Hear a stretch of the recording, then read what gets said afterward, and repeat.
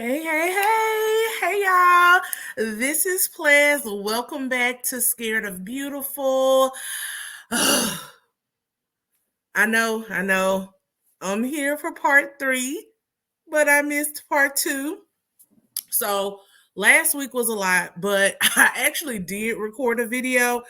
I just couldn't get it edited and posted. So if you all are new here and you want to see part 2, or if you're one of my faithful beauties and bows, just let me know in the comments of this video to run back part 2 for you all, and I will definitely do that. But part 3 is here. I didn't want to put part 2 up the same day after part 3 came on. So it's YouTube. The world moves fast, and I just said, if you all want it, you'll let me know. So please let me know in the comments. Now, part 3, you all, overall, the reunion was okay. I don't know if we needed it to be as long as it was, but this was an hour and a half episode. I'm going to try to get through this as best I can, as quickly as I can. But y'all know me, I'm a bit verbose. And I like to make my points. So I hope you all are here to join in the ride. Let's get into it, right? So the show opens up. Mia and Jacqueline are still into it. They're still at each other's throats. Jacqueline says that Mia is unhinged, honey. She's unhinged. She sent a group text to all of the ladies alleging that Jacqueline's home is in foreclosure. She may have had a bit of financial hardship. She allegedly had to go on some food stamps. And, Mia just repeatedly shows what a trash friend she is. Like, I don't know how you go against someone who has been your friend since you were 13, 14 years old, whose family took you in by your own admission and has treated you like their own child. It's crazy what fame, the illusion of fame, and getting into these reality shows seem to do to some people. I do kind of believe there are certain personalities that get affected like this more than others. And Mia is definitely one of them, coming from an unstable background, always feeling this need to belong. And look, it's a human need. Community is a natural need that we all veer towards. However, once you get to be a certain age in life, and now that she has created her own family with Gordon, I would just hope that some of those things that she was missing has been filled a little bit, but apparently not. So she proceeds to throw her longest friend, her most loyal friend, under the bus for the likes of a Giselle and Robin, honey. I don't know what it is about some of these women on this show. They just want the mean girls to like them, and I can't. I just, don't. Why would you want to say, oh, I'm BFFs with Giselle and Robin? Why? They're not good people. They're not likable people. Why? Makes no sense. Anyway, Mia does a little bit of exposing of her own. Jacqueline then comes back and says, well, I know that you were never the CEO. We talked about that in episode 1 of the reunion. It's very clear from Mia's own words that she wasn't the CEO. She said marketing exec. I think she was more of the marketing person, the head of the company. CEO is a stretch. She says that Gordon was the CEO. Jacqueline then brings out this little file folder. Now it's the battle of the receipts. I'm sorry, you all. Some things, once they've been done, you can't really replicate them. Mia came with this bedazzled, jeweled rhinestone box. It had no order. The thing about Monique's binder that was masterful was that it showed, I'm not gonna lie, like her mom skills to the thousandth degree. You know, it was a neat binder. It was color coded. She had tabs, receipts on all the ladies, not just one or two. Mia, her box is bedazzled, so that was nice. But then it was just, when you open it, it was just a bunch of papers shuffling around. Jacqueline, that was the $1 folder from Dollar Tree or something. She could have left that at home.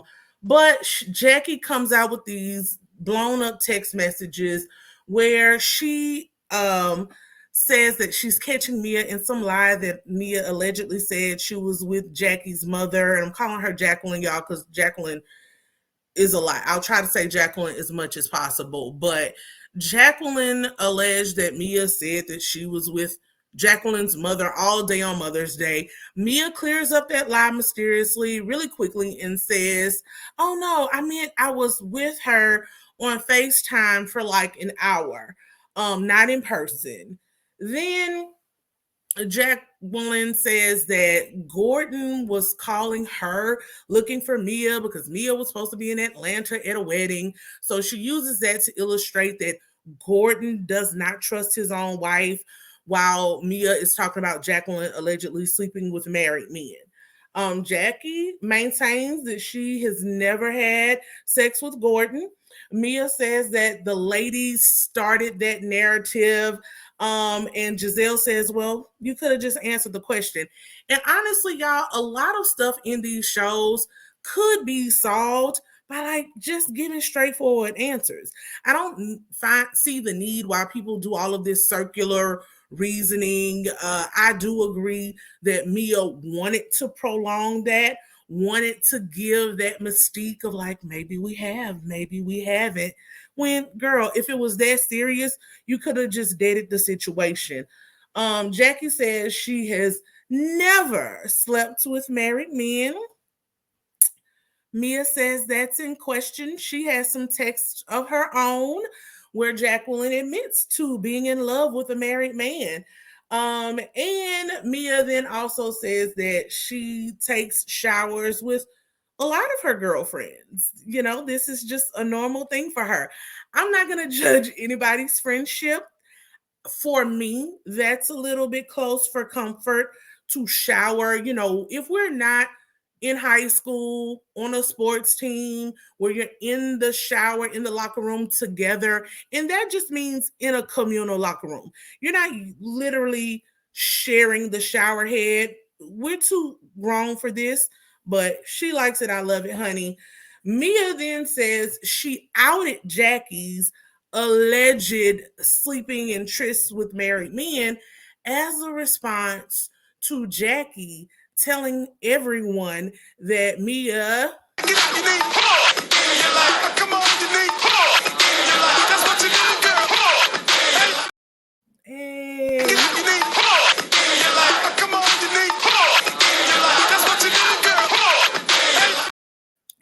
you need in your life. Okay, so y'all, I'm not gonna lie, it took everything in me not to post the unedited version of that song. But if you are a 90s kid like me, I'm sure you were listening to that song when you shouldn't have been, because it came out in like 95, 96.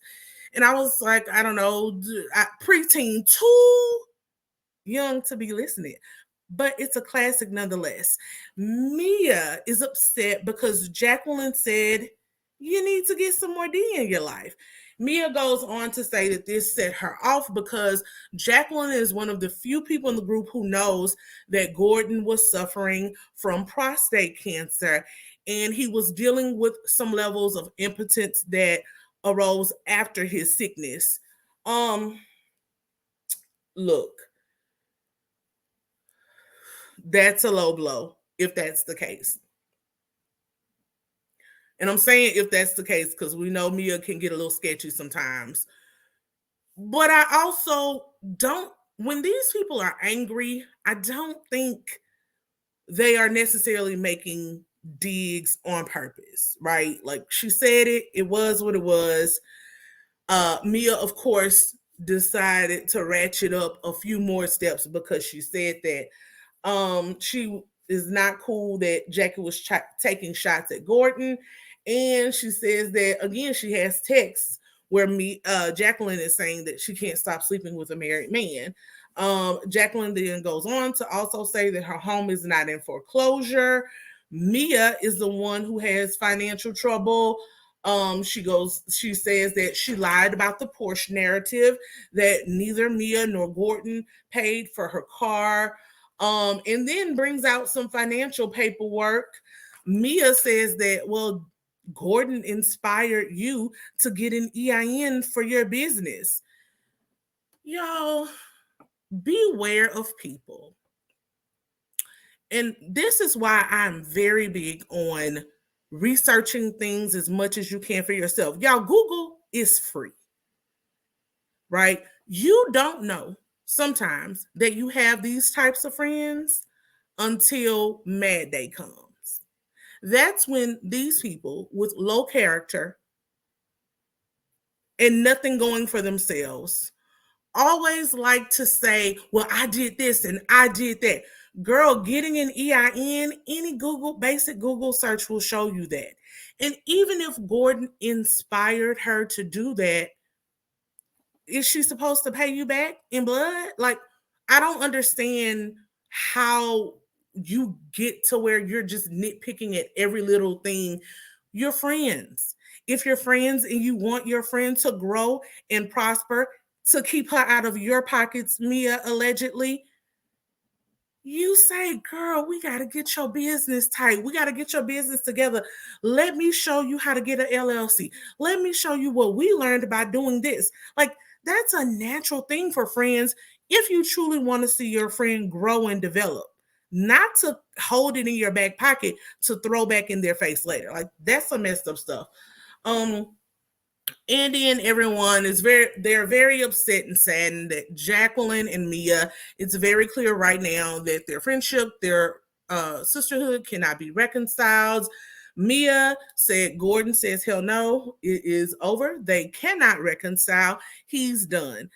Hopefully in time, maybe a little therapy, they can both look at the errors of their ways, more so Mia, and really have a contrite heart and apologize. Y'all know I don't really go down the rabbit hole with these folks on social media because it changes every day.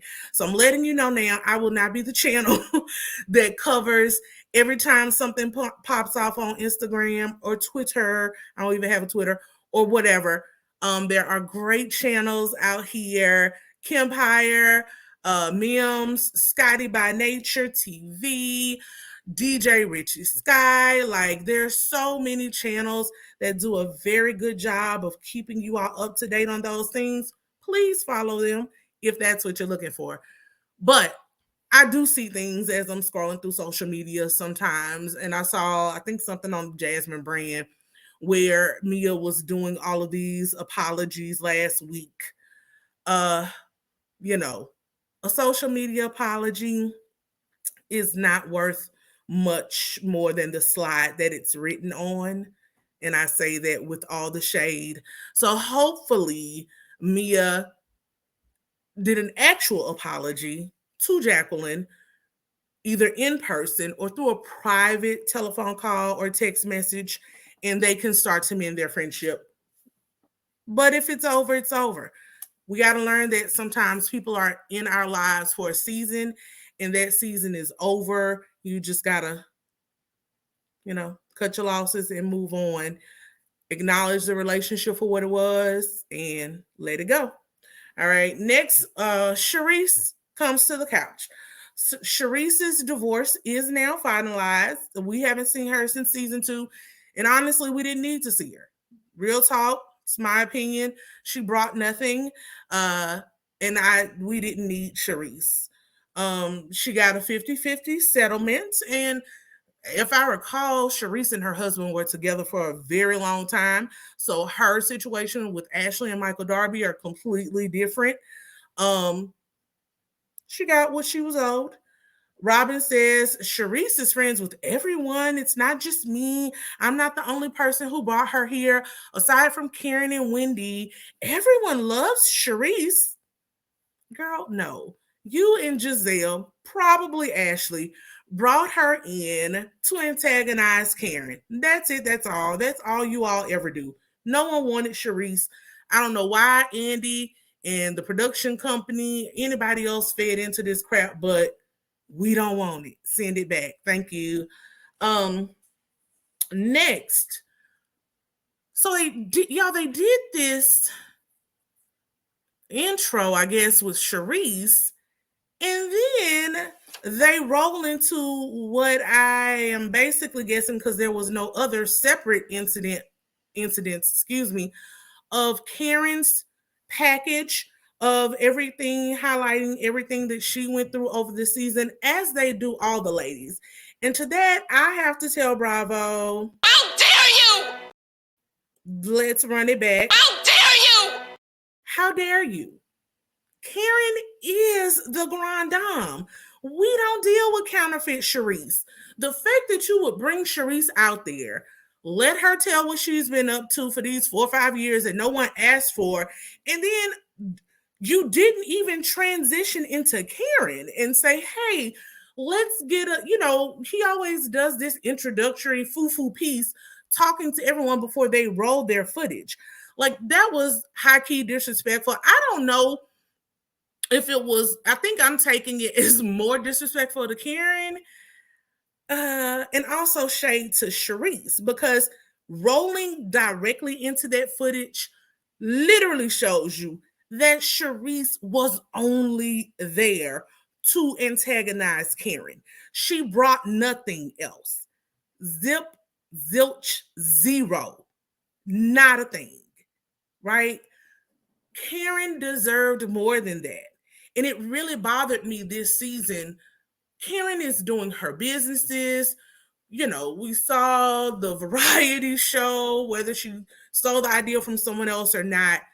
There were more things. Her and Ray got together a couple of times. There's so many other things that we can focus on in these ladies' lives that they only choose to hone in on the mess is getting very old.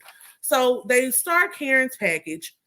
Andy then at the end goes on to tell Karen happy birthday, that it probably wasn't her best birthday yet. Karen says she wasn't open to meeting Charisse because of her own grief. It's very interesting to me in a lot of these shows, and I can't tell Karen how to handle her grief. But a lot of times, because the emotions are so high, people just hear their mother, their father, their parents' name, whatever, and they flash out. Karen is adamant that she's not talking about this situation with her mother's funeral, because in her mind, it is talking about her mother. I gotta admit, I don't necessarily agree with that. However, it's how she feels, it's how she feels.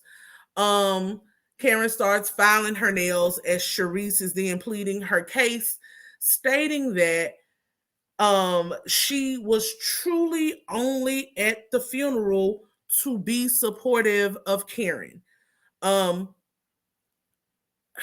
Look, I want to believe Charisse has not shown, for the most part, that she is as ruthless as Giselle. So, and they were friends for a while before the show. So I would like to think that Charisse went there with good intentions at the time. Just my opinion. Andy then makes it clear that Bravo invited Charisse back. No one else. Karen states that, okay, yeah, you all made the official invite, but other people suggested it to you. And we all know at this point, that's how it goes with Bravo in their productions. Instead of them going out and finding new ladies who could actually bring good new storylines, not these stale connections that aren't going anywhere, they just like to regurgitate the easy mess.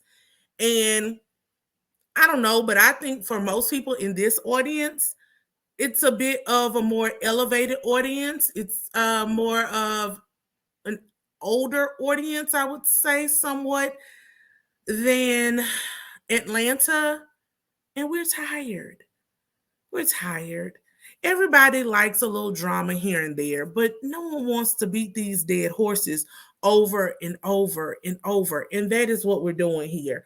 Um, Robin, of course, interjects and states that, well, Karen says they haven't been friends for 5 years, but she invited her to her La Dame opening and she invited her to her 55th birthday brunch.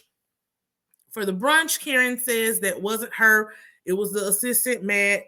Karen, look, however you want to say it, the girl was invited. You can clearly say, look, I was trying to be cordial.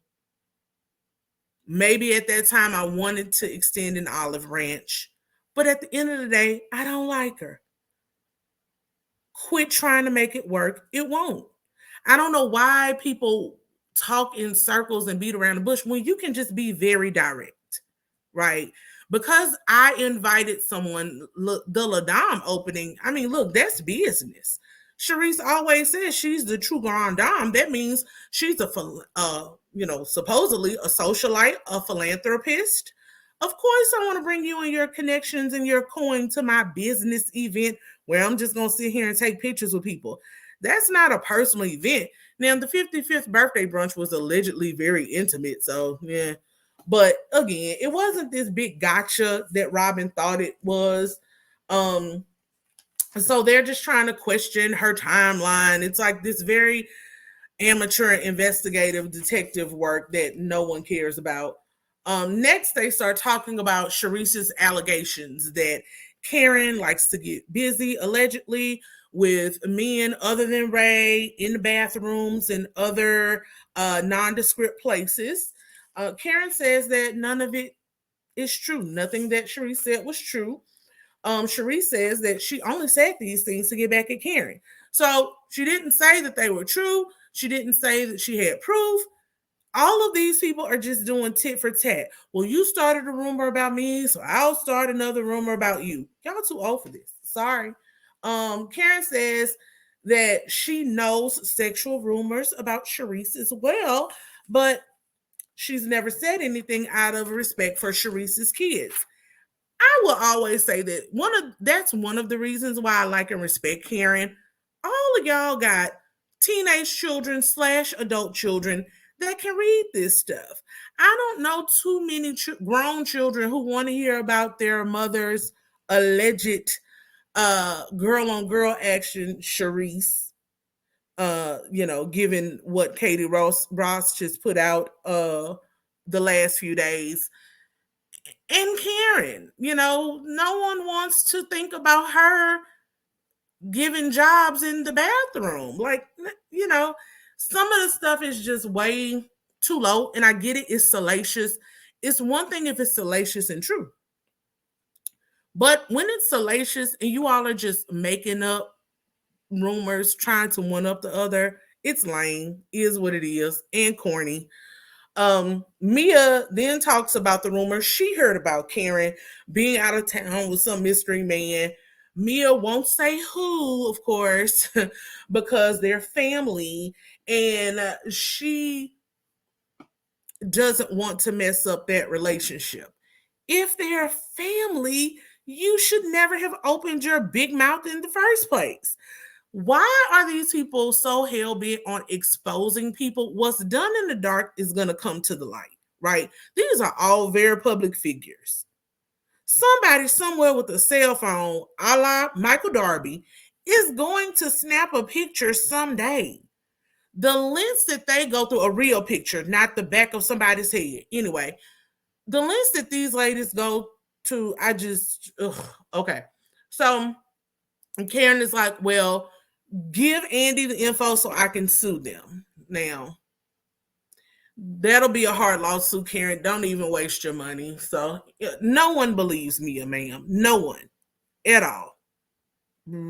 At all. Wendy says that the group gets mad about rumors that are started about themselves, but they are eager to spread rumors about the others. And Wendy is all the way correct on that one. Karen tells Mia that she has to stop spreading these sexual rumors about others. Robin claims they don't get rumors from the blogs. The lies. There you go. This bitch. I'm telling you. Girl, now you know better. Y'all have legit on this show quoted rumors from blogs word for word. This is not just all people you actually know in real life dropping you a rumor, right? Y'all got to stop this lying, especially when the lies are easily exposed. You all get your storylines from the blogs. And at this point, y'all, actually, a lot of this is manufactured drama. They sit at these meetings, allegedly. This is the second or third year we've heard about them meeting before production starts. They concoct storylines. They concoct drama and rumors on the other ladies. And it's horrible because at the end of the day, these are real people. It's different when you have a scripted show and they're actresses. I would prefer to watch that versus someone in real life. Giselle's real girls' daughters are on this show. The lengths that she stoops down to, and then have to go home and explain to your children what you're doing, all in the name of $1. Real sad. Who is this wonderful person that was given a fashion show with no fashions? How dreadful. Dreadful. That y'all will go this low to get a coin or two. What are you going to do when this is all over? We've seen how the OGs from OC, from Atlanta, all of these people from New York who have been dismissed from the Bravoverse, what are they out here doing in real life? People don't really want to take you seriously in the industry because reality TV, at the end of the day, the things that you have to do just don't comport in the real world, right? It's just, I don't know, y'all. I've said this before. I really hate the way these shows have gone. And I think it's two-part. I think it's a function of me getting older, but also they've gone too low sometimes, dragging families into it, dragging husbands. I get why none of these men really want to be involved. Who would? Who wants to sit around with a bunch of people that are gossipy and trying to tear each other down? No one. But anyway, she's lying. They get their rumors from blogs. Robin questions why everything that they hear about Karen from real people is a lie. So like everyone is a liar but you. Yes, girl, people lie all day. When someone doesn't like you, when someone is angry with you, when some people who you don't even know will just make up things about you, their perception of you. Oh, she thinks she all that. Let me blah, blah, blah, blah, blah. Throw some dirt on her name. So lots of reasons that people lie. Robin, you do it all the time. Look in the mirror, sis. She says under her breath that Karen doesn't want them to expose her. So Karen's trying to play nice.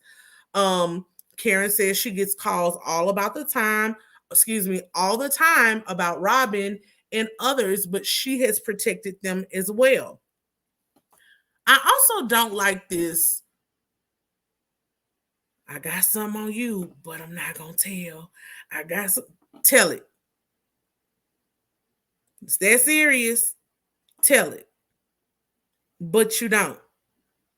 So again, it makes all of this stuff just seem silly.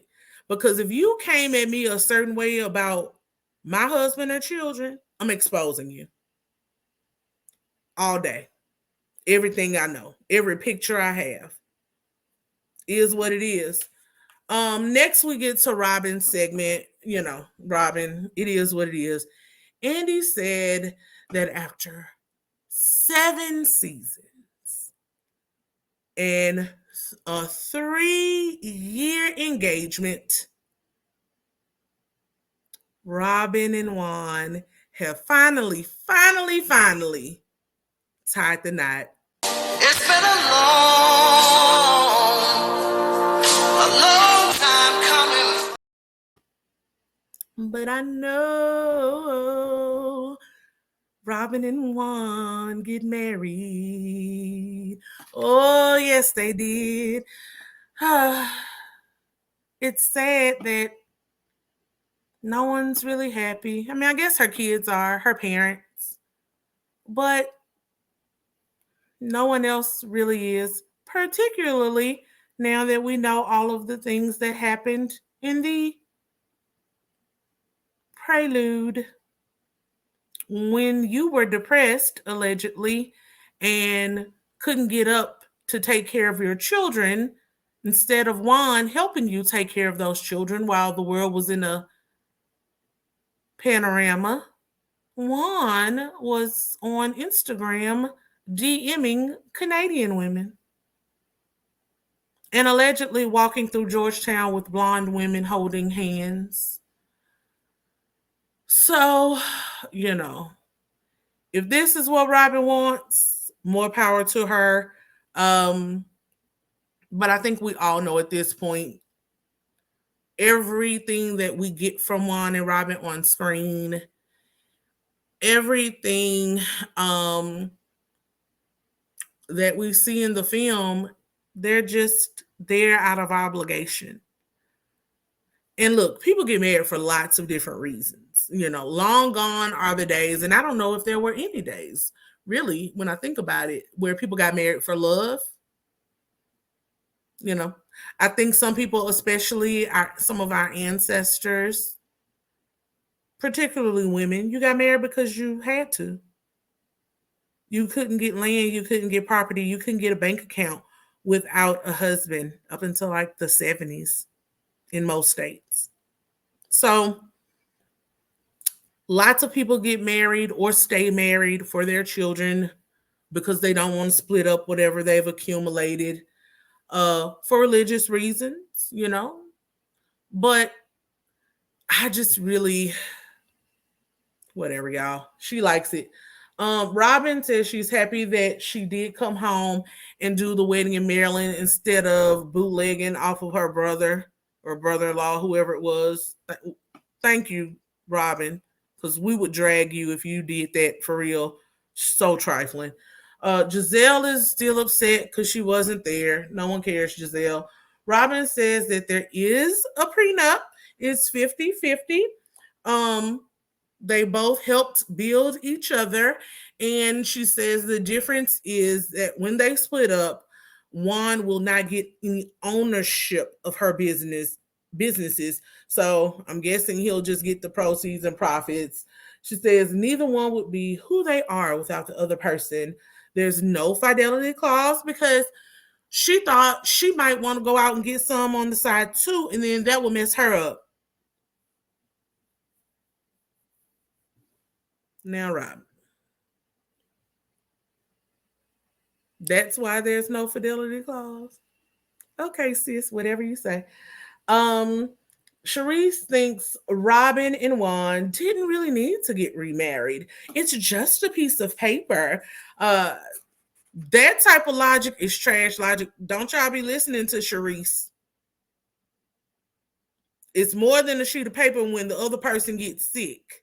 And don't come on here telling me, well, you could just get a will and the amount of hoops and contracts that people will sign to get out of a marriage contract is crazy to me. You can have your own opinions. I'm open to your opinion and you can leave them respectfully in the comments, but you will never change my mind on that. Buying a house with somebody is a mortgage. You're signing a 15 or 30-year contract with that person. Signing a will, a power of attorney, all of these things are legal documents that get the man in your business. So if you're going to do all of that, you can just get married. Quit letting these people tell you that, oh, I don't believe in that. Our bond is bigger than boo-bye. Next, Karen says that Juan's alleged girlfriend was blonde. She found this out through the rumor mill per usual. Robin says she didn't take Karen or the rumor seriously. Right. Girl, you knew you took those rumors seriously. That's why you were all in your feelings when Ashley's big mouth told you. And that's why you were so in a rush to call Juan Dixon to report it straight to him. You definitely cared. And you should care. Unless you and Juan aren't intimate, which it could be. Lots of people who stay married for other reasons aren't intimate. Y'all might have separate bedrooms for all I know. You should want to know if someone is potentially bringing you something home. Now, you may not do nothing about it. That's a different matter. But you cared, ma'am. And you definitely took that rumor seriously. When she calls Juan, they show the footage back where Juan is extremely upset and cursing and all of these things. She says Juan is upset because he doesn't like what the show does to the men and how the men are portrayed on the show. I don't blame him. I've said that before. I really don't. These women take aim at the husbands, at the children, at the families. So I can see why the men, especially the ones that allegedly can't keep it in their pants, would be offended. Why would I want you blowing up my spot when I can be out here in peace without this television show? It's just like how Scooby-Doo used to be, and I would have got away with it if it wasn't for those meddling kids. He would have got away with it if it wasn't for the meddling bloggers and Instagram models and thoughts and people who, it ain't the mistresses back in the day used to keep their mouth shut, but now these new mistresses, they want attention and money, which allegedly Juan and Robin don't have that much of anymore. So, yeah. You do dirt, you get caught, bruh. Do better. Be more discreet. A viewer writes in and asks Robin if she at least spend $15 on this family fun day event, and the answer is no. No, I'm lying. She may have, because that food in the uncovered pans without any type of, you could have gone to Dollar Tree, Robin, and gotten the metal things that you sit the catered food in with the little tin. Excuse me, y'all. I don't do event planning or catering, so I don't know what these things are called, but y'all know what I'm talking about. The little candle-y things, food warmer things that keep your food warm. Baby, that little red, y'all, I'm not even gonna bring that up, but pick other colors next time, Robin, when you decide to be basic in what you do, per usual. Then they get into this asinine option that Robin presented to Wendy and Candace, which was that Wendy wasn't invited because she and Robin weren't getting along per usual, but that Auntie Candace could bring Wendy's children. Wendy's children, who I don't even think her oldest is 10 years old. So Wendy's small, kid and toddler age children would come with Candace, who they don't have a personal relationship, who they've never been along with, to the Family Fun Day event, just so Robin could kind of look like she wasn't alienating Wendy's children when she absolutely was. The fact that this girl thought this was a plausible idea, a smart idea, shows exactly the level of her intellect and common sense. And I know y'all are going to say I shouldn't say things like that. That's elitist, that whatever. Look, I believe in calling a thing a thing. You can be smart at some things and not smart at other things. I'm one of those people. But Robin in general, on a common sense level, does not appear to be that with it. She's very ditzy. She gives all of the airhead Valley girl all day. instead of just standing on the fact that you didn't want Wendy there, and by extension, her children, you try to ask somebody else to bring this lady's children. No, stop, girl. It's dumb. Andy then brings up Juan's lawsuit with the Coppin State basketball player. And all of this is alleged, but we have, I think mostly everyone, if you haven't, use your Googles, have seen these allegations of Juan allegedly not reporting some misconduct of an assistant or associate coach on his basketball team with one of the players. Andy knows that Robin can't really talk about much. And honestly, y'all, I wish Robin had just said, it's a legal matter, I can't discuss it. But she didn't do that. So instead, she says that she can't say much, but she explicitly denies that Juan mishandled the situation at all. She believes that he handled the issue correctly and in a manner that she would have if it were her children.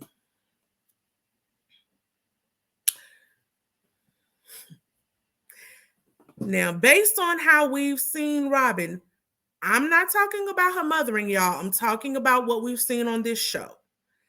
And the fact that she just said she would have allowed her children to go with Candace to win this family fun day if the situation were reversed. So you would have sent your small children with someone they don't know. Like, this is a direct reflection of how you would handle issues with your children, right? We've also seen how she can be with other issues with her boys. I'll just say that. That doesn't give me a lot of faith, Robin. It doesn't. It doesn't give me a lot of faith that you think he handled a situation correctly in a manner as would be befitting of your own children. I just don't. Your judgment in all things is shoddy at best. So your better response would have just been, our lawyer said we can't talk about it and keep it moving. Robin, Andy, always wants to talk about haters. The girl ain't got no haters. There are people and viewers who see what's going on. So they ask her, what would she tell the haters who thought the wedding would never happen? And Robin tells the haters to be careful of their judgments. They never know what their station in life will be. And of course, we all have to be careful of our judgments. But it's always funny to me when the main people who judge make statements like that. Robin judges everyone along with Giselle. So that's neither here nor there. You're going to get that back tenfold, sis. She says she doesn't understand the judgment from the viewers. And I don't understand why she doesn't understand. Robin, initially, we liked you. When you're not playing conjoined Siamese twin to Giselle, we like you and your personality. We want better for you, right? We want better for you. But one thing I've always learned, y'all, throughout this life, you can't want more for someone than they want for themselves. And that's it. She likes it. I love it. I wish her and Juan well. So next, the men join the stage. Ray is congratulated on how he supports Karen. Ray absolutely does. He's never missed a reunion. Yay, Ray. Eddie is still smiling and happy, but wants to make it clear that he's not flirting with Andy or anyone else. Juan is MIA per usual.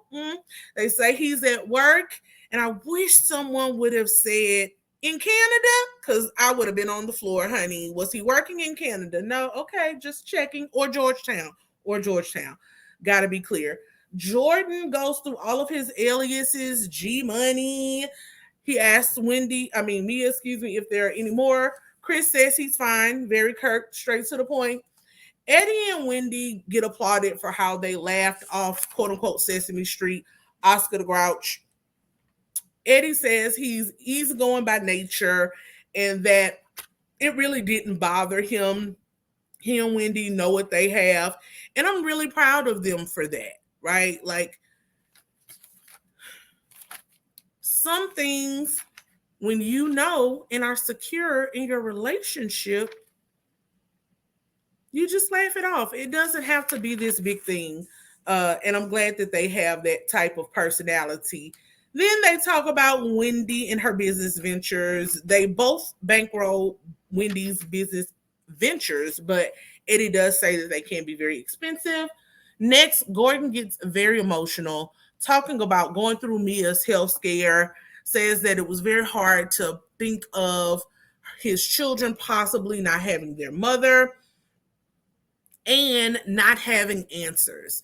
And as I said in my part 1 of the reunion, I think Mia jumped the gun, and I think a lot of people do that. Anytime you're going through health diagnosis, most people know it could take months for certain things, sometimes years.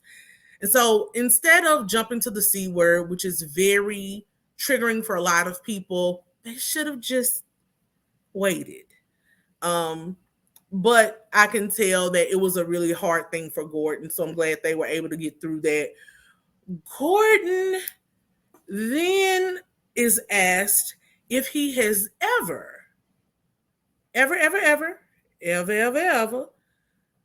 had any type of sex with Mia's friends. And Gordon very clearly says he has never penetrated any of her friends. He was giving me this. I did not have sexual relations with that woman. That's what he said. I did not have sexual relations with that woman. Mia clarified that there's been some foreplay, some touchy, feely, goosey, and other things possibly, but no penetration. I don't ever need Gordon to say that word ever again in life. Chris, we get to him. And y'all, this was hard. It was very hard to watch, but we're going to get through it. Chris says that Giselle agreed to go to her room because she thought her team would be there. And he wants to know, which is a very good question, Chris, very good. We all want to know. If her team had left for the night and she saw that walking into the room, why she did not immediately turn around and tell Chris to leave once she realized the team was gone. Hey, Chris, you wanted to talk. I told you we could come up here, or you asked, could you come up here? Whoever asked, y'all are in the room. My team is gone. I don't feel comfortable with us just being alone in a hotel room together. Let's find another time to talk. That's it. Very simple. Very simple. Giselle is not a timid woman, does not seem like a woman who's at a loss for words. So she could have easily done that, and this situation would have never gotten to where it now has blown up to. But, we'll keep going. Chris wants to know what he did that required an apology. Giselle does a lot of stammering and hemming and hawing. Like, y'all, if this was them on a witness stand, these are the types of nuances that you have to look at, that you pinpoint for a person. When someone can't spit out their issue, spit out their story, they're lying. They're trying to make it up as they go, right? So Giselle says, well, first, he lied about her offering to go to the room. She's adamant that Chris is the one who suggested going to the room. Chris is like, cool, we can agree to disagree on that. My thing is, why did y'all need to go to a room to talk? There wasn't like a meeting room in the hotel, some kind of random lobby that you could duck in and talk. Like, the room was completely unnecessary, but whatever. They're in the room now. Chris is, again, what did I do? Giselle stammers even more. Chris says, spit it the F out. He's been going through this for months. It has affected his business, his children, his family. And Giselle, of course, has to get into Karen mode and says that I'm not going to talk to you if you're going to curse at me. Candace then curses at her more, calls her a gutter snipe B, and she has lied on her family. Cut to commercial. We come back. Giselle says Chris had too much to drink. Chris says that's fair. This is what I feel like hasn't been highlighted enough in this dispute. He admits he drunk too much. That's not the time to have a conversation with someone when you've been drinking. And why you want to talk to someone that's an arch nemesis of your wife alone, I do not know. I'm not blaming Chris. I'm just saying he has to be more aware of the optics in the situations that he's putting him and Candace in. There's no reason for him to have an on-the-side conversation with Giselle. Candace could be there, right? It just, then him saying, that's fair, which is basically him admitting to drinking too much. That's where I feel a lot of stuff is being lost in translation between them both. They showed this unseen footage of Cal, Giselle's stylist or hairstylist or whatever, saying that he said bye to Chris earlier in the day. So Chris knew that Cal was gone. And Chris rightfully says, Cal is not the only person on your team. Apologize for what he did to you. What did he do to you? That's what you keep saying. And we get into this semantics debate of apologize what he did versus apologizing for how Giselle felt.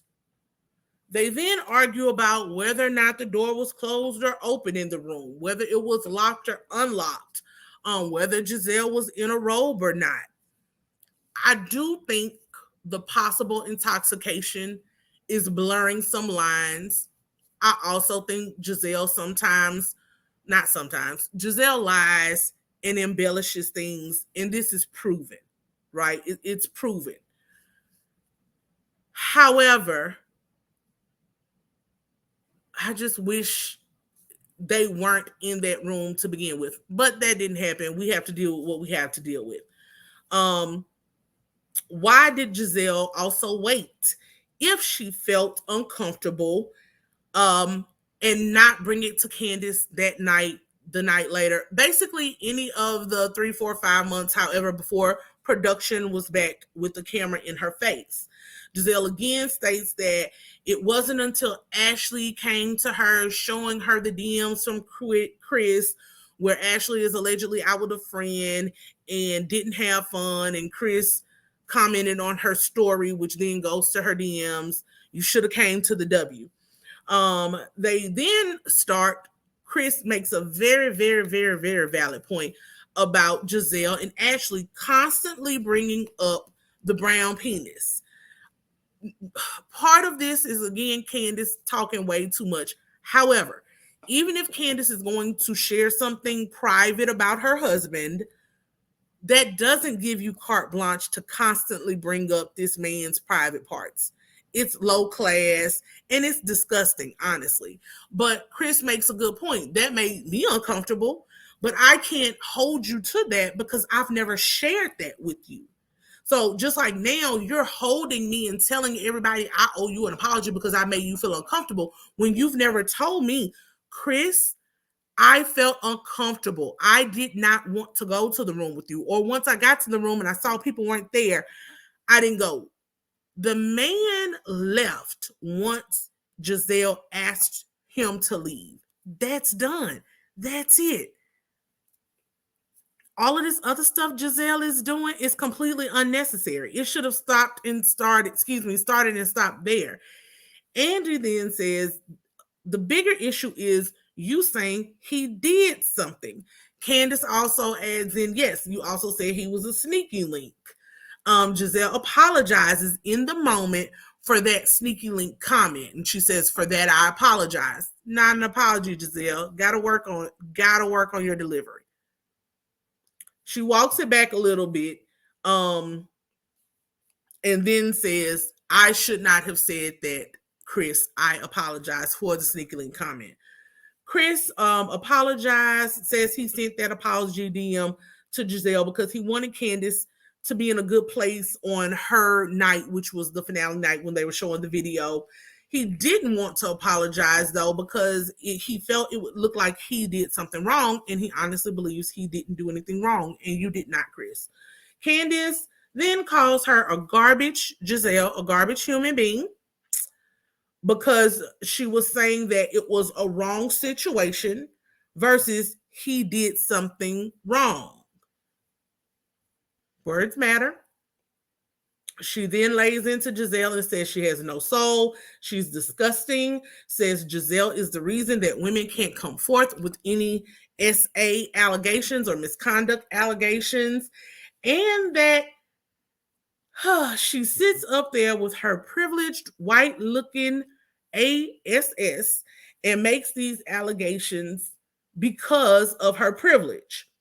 Ashley and Mia then push back based on the colorism conversation. Finally, Wendy comes in and pushes back and cautions Candace to reflect on the language that she's using, telling a Black woman that she has white privilege. Candace says she knows what she said, she knows what it implies, and she stands on it. Ashley said, so the colorism doesn't apply to you. You using better words that we just agreed to do doesn't apply to you. Candace says her point was SA allegations made by women with skin tones such as Giselle and Ashley would not be taken as seriously as allegations made by someone with Candace's skin tone. She didn't say it at the right tone or content-wise, but she has a level of vitriol for Giselle that the other ladies don't understand. All right, y'all. So the conversation was a lot. That moment was a lot.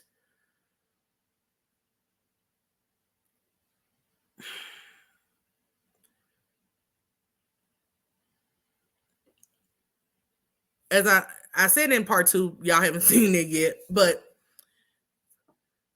it's very hard to watch these conversations and to have these conversations play out. I'm from the country. I'm from the old school, how my parents raised me. You don't have certain conversations in mixed company. And part of that is because they're so deep-seated and deep-rooted and emotional. And usually we are the only ones who get it. And when I say we, I mean Black women. And of course, there are some Black women who still don't get it. Because of how frivolous reality TV has become, I don't think it's the best place to have serious, conversations about issues in the Black community, particularly when Andy's there. He doesn't get it. Most of Bravo's audience is not Black. A lot of them watch this show. And unfortunately, sometimes these conversations seem to a larger audience to be trivial, right? We've seen it with Ebony Williams with New York. The audience gets angry. Oh, you're messing up a show. Oh, you're bringing all this serious stuff in. Oh, we just want to see y'all have fun and get drunk, and right? So it's a hard conversation to listen to. And I'll give you my I made 4 points about it. Some of you all will agree, some of you won't. That's what we do. I welcome respectful discourse, but I've thought on this for a while, especially since the initial colorism conversation came up last week. And these are just my true, honest thoughts on everything that transpired, right? I know what Candace was trying to say to Giselle. She definitely clarified it better after Wendy kind of tried to talk her back.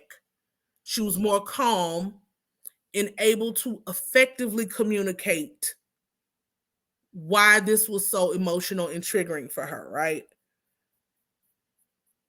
However, I would like to offer the opinion that in this particular instance, Giselle's accusations would not have the same effect because Chris is a white man. Hard stop.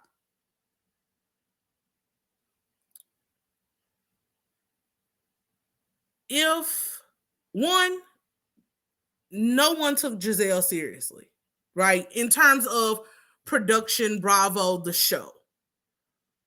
Most of the viewers.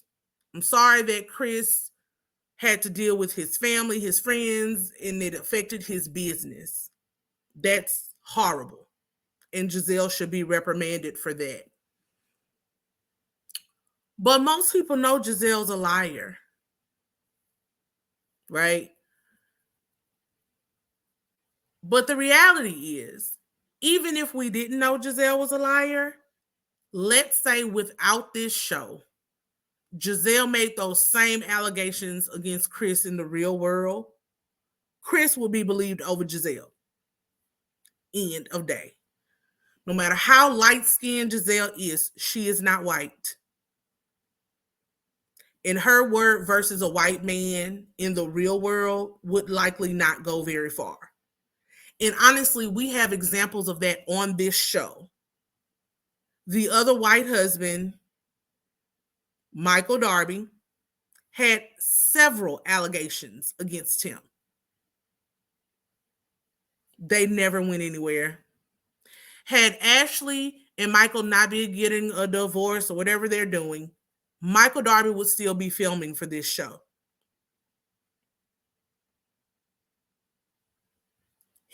Chris would have been protected just like Michael Darby was. So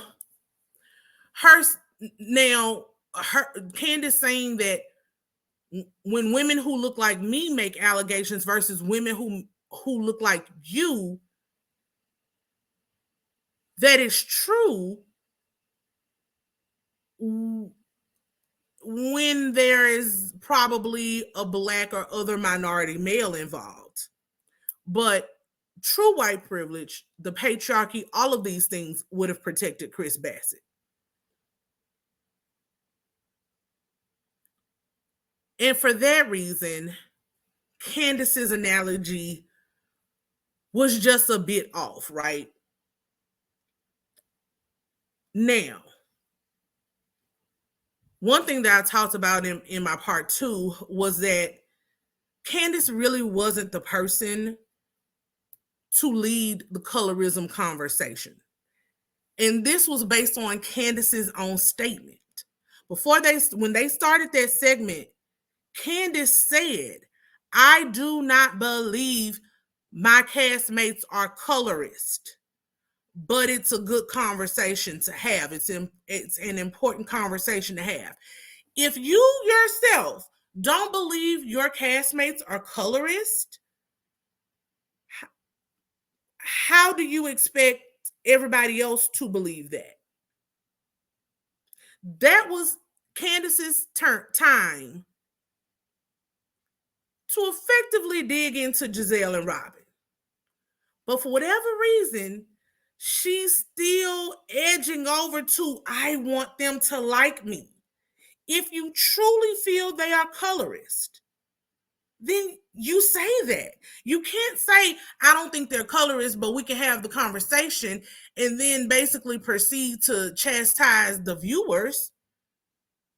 You can't change the sociological makeup and the ideologies of the viewing public in an 8-minute, at best, if it was that long, segment. So she undermined her own argument just to come back and double down. Wendy should have been the person to lead that conversation. Similarly, if Candace had said everything that she said about Giselle and her weaponizing her privilege and gotten out of her feelings about Monique, what she could have done was use the example where Giselle and Robin at the season 5 reunion both said that when they were being confronted by Monique and Chris Samuels, that Chris Samuels standing up and talking to them or yelling at them or whatever made them feel threatened, made them feel like they were in danger. That was Karening at its highest level. That was weaponizing their privilege because this big black man stood up and talked to them. They go after men with reckless disregard, but then want to act like these soft, demure damsels when, oh my God, a man confronted me. Honey, you drag these men for filth through their wives under the guise of getting ratings on a television show and keeping your little raggedy spot so you don't go back to your miserable lives with your husband that don't want to be there and the other one who can't get a man to look at her straight. So if she had brought in other examples,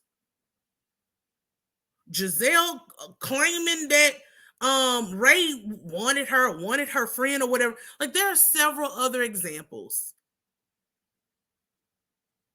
that would have been better where we can actually see Giselle's Karening and alleged colorism on Front Street, right? Next thing I want to say, Giselle is who she is and what she is. And that's been proven now over the seasons. But based on that interaction, from what I saw, Candace also has some deep-seated issues that are triggered in her interactions with these ladies. I don't know Candace's life story, but from what she has shown us on the show, I think a lot of this arises from her being raised and primarily only going to private schools. I know when we get in our careers and we do well, we want the best for our children. We want to put them in the best schools, but and before you say, please, you ain't got no kids, it don't matter. I was a child. I have plenty of friends who have kids, and I have nieces and nephews. And what I will say that community is important. Taking a child who will go through growing up, awkward stages, preteen, teenagers, and putting them in an environment where they are a true minority, one of three, it makes high school life, middle school life, elementary school life even more miserable for a lot of these people, a lot of these children, excuse me. So I just wish more people would really be cognizant when we say we want our children to be in the best. And look for more areas where there's at least a mix of races. You know, putting your child, I couldn't be a token, honey, as an adult. I opted out of lots of things in my career because I was expected to be the representative of Black America. To put that on a child, it's hard. Particularly if you don't have them enrolled in the Jack and Jills of the world and actually bring them back around to their culture. The other part of it is the pageantry background. It's cutthroat. So I feel like a lot of Candace's personal triggers are what we're seeing here. And I hate it because although I don't really care for Candace or her personality, I can see that this season she is trying to grow. And because now she's on the other side, I think she's 36, I really want her to go to therapy, take it seriously this time, actually try to do some self-work, and get to a place where she does not let these ladies tap dance on her emotions like this. When Wendy addressed her, she clearly, calmly, and in an impactful way said exactly what she felt to Giselle without calling her or whatever she called her with her white privileged ass. Like,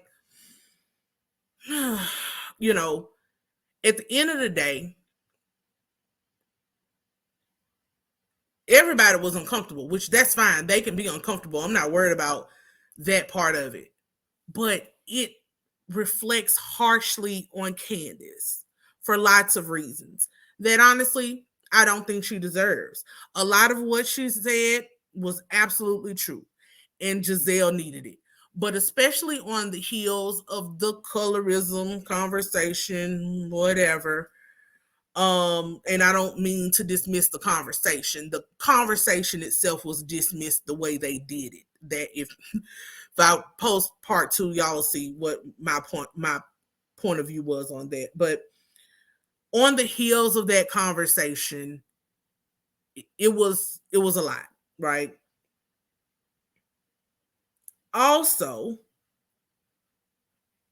Candace is now on this fertility journey. She has embryos. And again, sometimes I think she doesn't think all the way before she speaks, and she doesn't because she's so emotionally triggered. You are married to a white man. Those embryos will be half white children.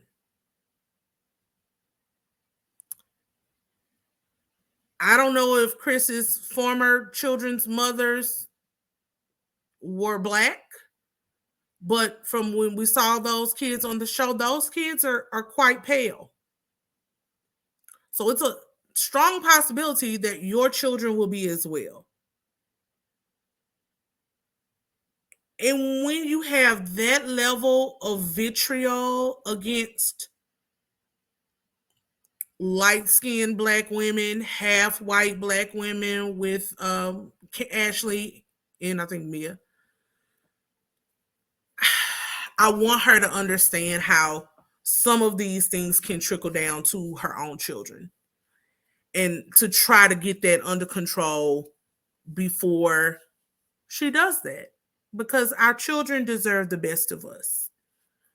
And although, again, this is not really my cup of tea, at the end of the day, I always want to see black women thriving, whether I like them personally or not.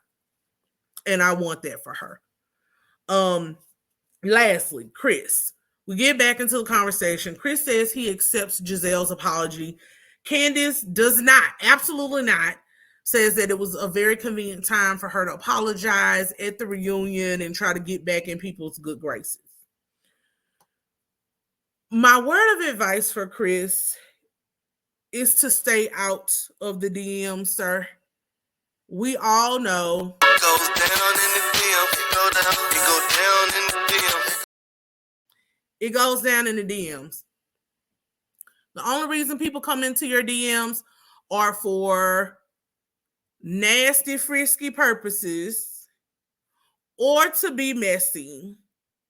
And I mean, most people. Sometimes you'll have some friends and y'all have a group text or y'all are sending stories and stuff back and forth. But for the most part, people are coming into your DMs to be nosy, messy, or nasty. In a good way, if that's what you want. So, him responding to Ashley was completely unnecessary.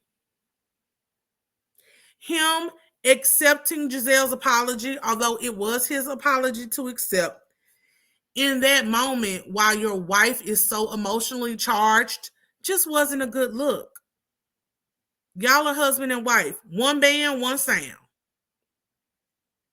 She don't accept it, I don't accept it. Right?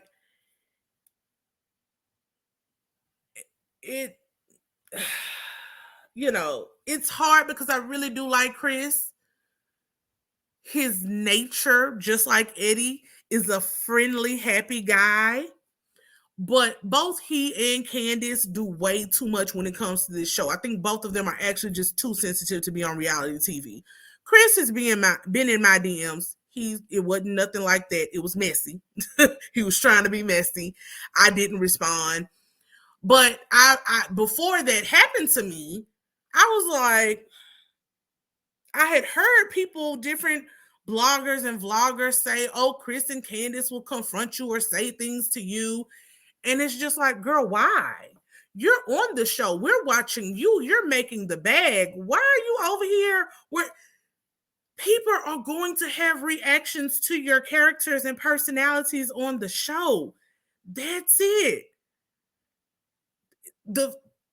I would be exhausted if I thought I had to track down or hop in every DM or comment section of somebody who was talking about the show. Let them talk, honey. Don't be so bothered by that. And so Chris is very friendly. He wants to be liked. He wants to be the jovial, cool dude. But y'all have been on this show now since season 3. This is 4 years. Why you would trust Giselle to be alone with her in a hotel room, I do not know. Why you would DM Ashley and even suggest, although it's your business, get you some other people than Ashley, who is basically at that point a sworn enemy of your wife.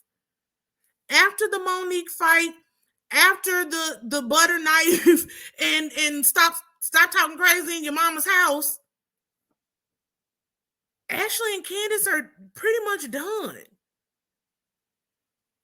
Why reach out to her? Why give her the space to bring in that strong eyebrow, strong face Deborah to antagonize your wife? You are opening the door, sir. It's giving me Apollo and Phaedra.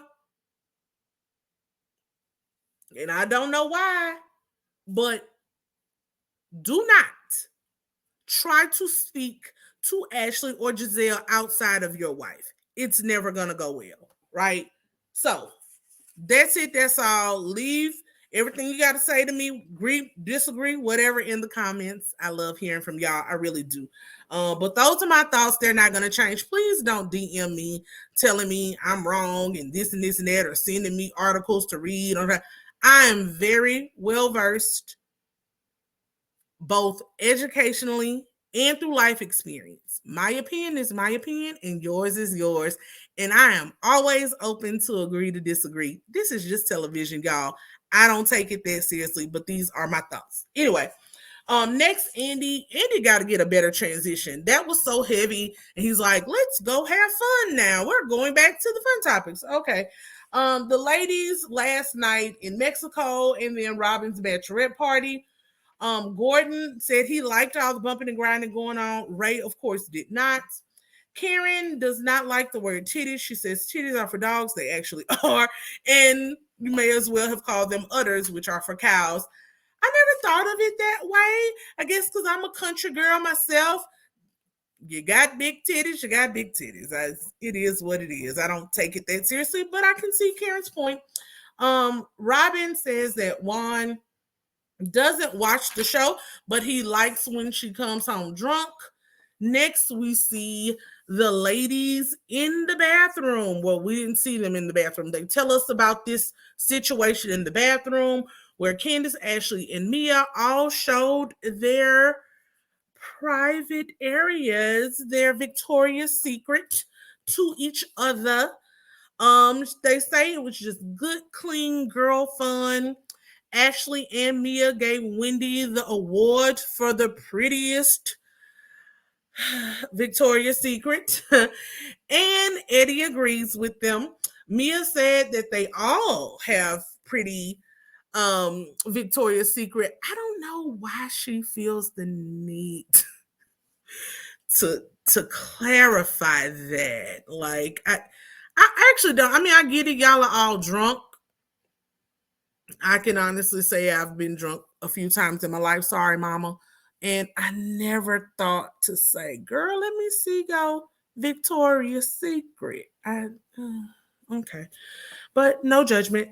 Um Production did not see the Victoria's Secrets, which were great. Glad that did not happen. Because this production would have ran it back for everybody to see, and we don't need that. Andy then asks Ray about these cheating rumors. Ray says they were very nasty, and he's disappointed in all of the ladies, including Karen. He thinks the rumors are BS. He doesn't pay them any mind. Next, they talk about this alleged picture of Karen with her back at a bar. Karen says she never saw the picture, but that drinking at a bar with someone does not equal an affair. And most people with brains agree, Karen. Giselle says there's no picture of Juan at all with the blonde. Karen then pulls out her phone to show an alleged picture, and Ray says, no, we are going to go high when they go low. Again, I would have pulled out that picture when they were sitting in Miami passing, or wherever they were at that point, Mexico, passing a picture around of me. I would have pulled my picture then so my husband couldn't stop me, but it is what it is. Karen is better than I am, honey. Robin then brings up Karen talking about Juan aggressively hugging her so bad that her breast went back to her vertebrae. Robin has a whataboutism. She's like, well, what about this? Or what? She never addresses what her and Giselle do wrong. They want to bring up, well, but remember, you also said that lady did not say Juan essayed her or there was some misconduct. She said he gave her a very aggressive hug and whispered in her ear that he would like her to join and be a third party in y'all's bedroom. Well, I'm guessing it was you.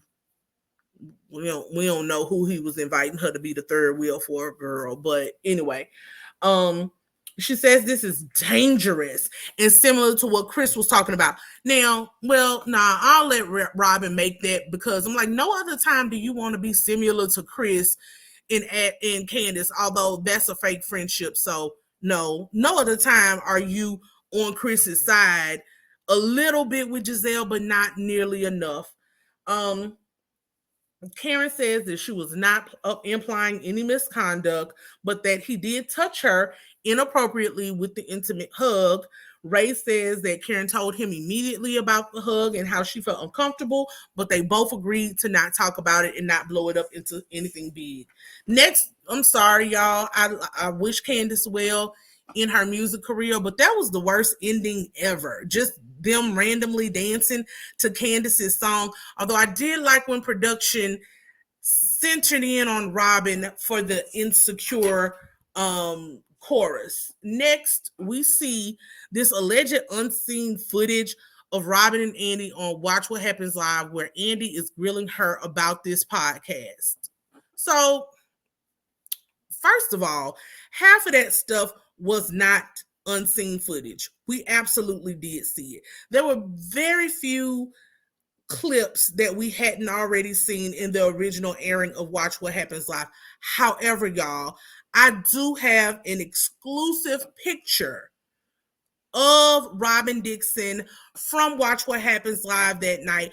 I'm going to share this picture with y'all while I talk about this little segment, and we're going to wrap up this show because I've been talking way too long and I keep trying to get shorter and it's not working. So I'm going to work on that. I still love y'all. So you ready? This is the exclusive, never before seen picture from Robin Dixon on the infamous night when she was being grilled by Andy Cohen about the allegations.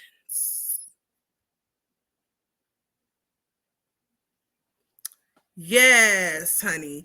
Don't you love it?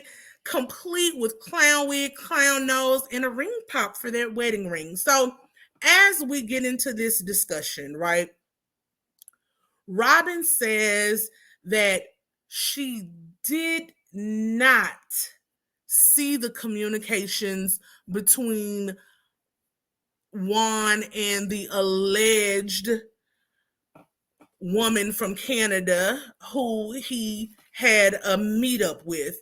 She says there were no dates. They were not physical. They only communicated on Instagram.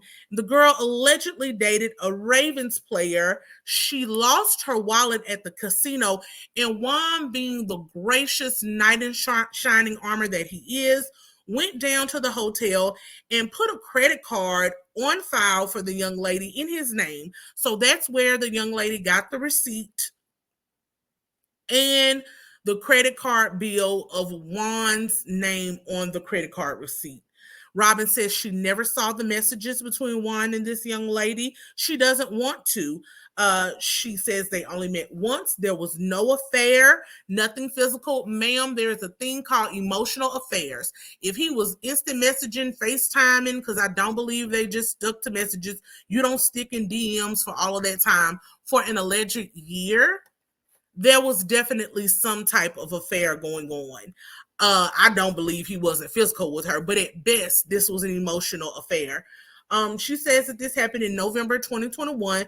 Filming didn't start till March 2022, so that's about 5 months. They worked through it in their premarital counseling, and she didn't feel the need to bring it to the show.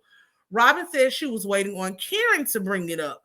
Andy says, well, she would have had more power by bringing it up herself, and she could commiserate with Candace about the allegations with her husband.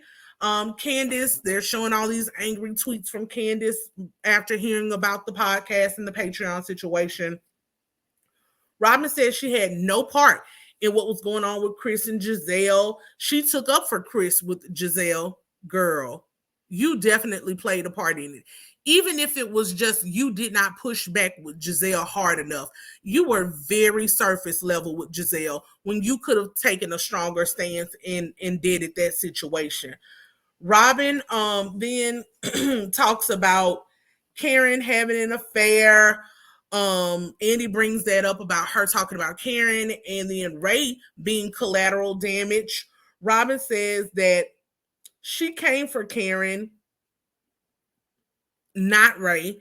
Andy says, but girl, they're married. If you come for Karen and allege she's having an affair, that's going to be collateral damage where Ray is impacted. Andy then asks if she gets tired of defending Juan. Robin says that she's defending both of them, not just Juan. She's defending them and their family. She knows why they are together. And Andy should have asked her why, because that's what we all want to know, girl. Why are you all together? It's not love. And that's just the way it is. She's going to stand by her man. She's going to think about him, and that's it. Ultimately, we could have done without this 7-8 minutes of my life. Robin is a whole clown. I loved how production kept cutting to Ebony K. Williams, sipping her drink, giving her multiple side eyes. Robin, at this point, is willfully choosing to ignore all of the red flags. She has signed up for this marriage again. And as far as I'm concerned, as a viewer, I'm just going to laugh.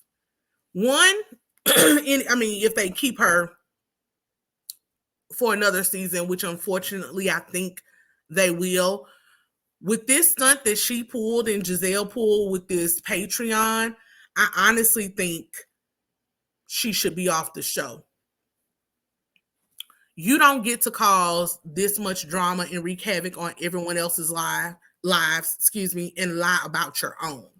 So let me get this clown off the screen, y'all. That's it. That's all. Those are my thoughts. Please share yours.